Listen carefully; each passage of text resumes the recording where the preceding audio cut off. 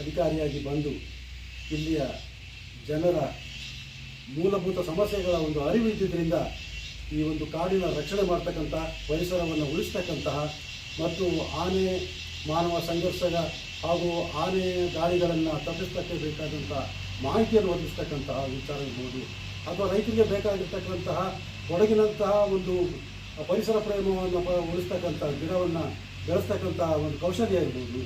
ಹಾಗೆ ಅವರ ಒಂದು ಅವಧಿಯಲ್ಲಿ ಈ ಒಂದು ಇಲಾಖೆಗೆ ಘನತೆಯನ್ನು ತಂದುಕೊಟ್ಟಿರ್ತಕ್ಕಂಥದ್ದು ನಿಜವಾಗಿಯೂ ಸಂತೋಷದ ವಿಚಾರ. ಅವರ ಮುಖ್ಯ ತಿರುಳು ಇಷ್ಟೇ: ರೈತರು ನೂರಾರು ವರ್ಷಗಳಿಂದ ನೀವು ಮರಗಳನ್ನು ಬೆಳಿತೀರಿ, ನೂರಾರು ವರ್ಷಗಳಿಂದ ನೀವು ನಿಮ್ಮ ಈ ಪರಿಸರವನ್ನು ಉಳಿಸ್ಕೊಂಡು ಬಂದಿದ್ದೀರಿ, ಈ ಭೂಮಿ ನೆಲ ಸಂಸ್ಕೃತಿಗಾಗಿ ನೀವು ಹೋರಾಡ್ತಾ ಇದ್ದೀರಿ. ಅದರ ಅರಿವಿಲ್ಲದೆ ನೀವು ಯಾವುದೋ ಒಂದು ಲಾಬಿಗಾಗಿ ಅದು ಯಾರನ್ನೋ ಲಾಭ ಮಾಡ್ಕೊಳ್ತಕ್ಕಂಥ ವಿಚಾರವನ್ನು ನೀವು ಮಾಡ್ತಕ್ಕಂಥದ್ದಲ್ಲ. ರೈತರು ಸ್ವಾವಲಂಬಿಗಳಾಗಬೇಕು, ರೈತರು ಬೆಳೆದಿದ್ದಂಥ ಉತ್ಪನ್ನಗಳು ರೈತರಿಗೆ ತಲುಪಬೇಕು, ಅದರ ಲಾಭವನ್ನು ರೈತ ಪಡೆಯಬೇಕು ಅಂತಕ್ಕಂಥದ್ದು ಅವರ ಮುಖ್ಯವಾದ ಇಂಟೆನ್ಷನ್ ಆಗಿತ್ತು. ಹಾಗಾಗಿ ಅವರು ಇವತ್ತು ಒಂದು ಬಡ್ತಿಯನ್ನು ಪಡೆದು ಮುಂದೆ ಹೋಗ್ತಾ ಇದ್ದಾರೆ. ಅವರ ಒಂದು ಜೀವನ, ಅವರ ಒಂದು ಈ ಒಂದು ಕೆಚ್ಚು, ಅವರ ಈ ಒಂದು ಭೂಮಿಯ ಮತ್ತು ಪರಿಸರದ ಮೇಲೆ ಇರ್ತಕ್ಕಂಥ ಪ್ರೀತಿ ಇನ್ನಷ್ಟು ಹೆಚ್ಚಾಗಲಿ, ಅವರಿಗೆ ಆಯುಷ ಆರೋಗ್ಯಗಳು ದೊರಕಲಿ ಅಂತ ಹೇಳಿ ನಾನು ರೈತಾಪಿ ವರ್ಗದಿಂದ ಹೃತ್ಪೂರ್ವಕವಾಗಿ ಅವರನ್ನು ಅಭಿನಂದಿಸುತ್ತಾ, ದೇವರಲ್ಲಿ ಉತ್ತರೋತ್ತರವಾದಂಥ ಅಭಿವೃದ್ಧಿಗಳನ್ನು ಕೊಡಲಿ ಅಂತ ಹೇಳಿ, ಕೊಡಗಿಗೆ ಒಬ್ಬ ಖಡಕ್ ಅಧಿಕಾರಿಯನ್ನು ಮತ್ತೊಮ್ಮೆ ನೋಡಲಿಕ್ಕೆ ಅವಕಾಶ ಆಗಲಿ ಅಂತ ಹೇಳಿ ನಾನು ಬಯಸ್ತೇನೆ. ನಮಸ್ಕಾರ.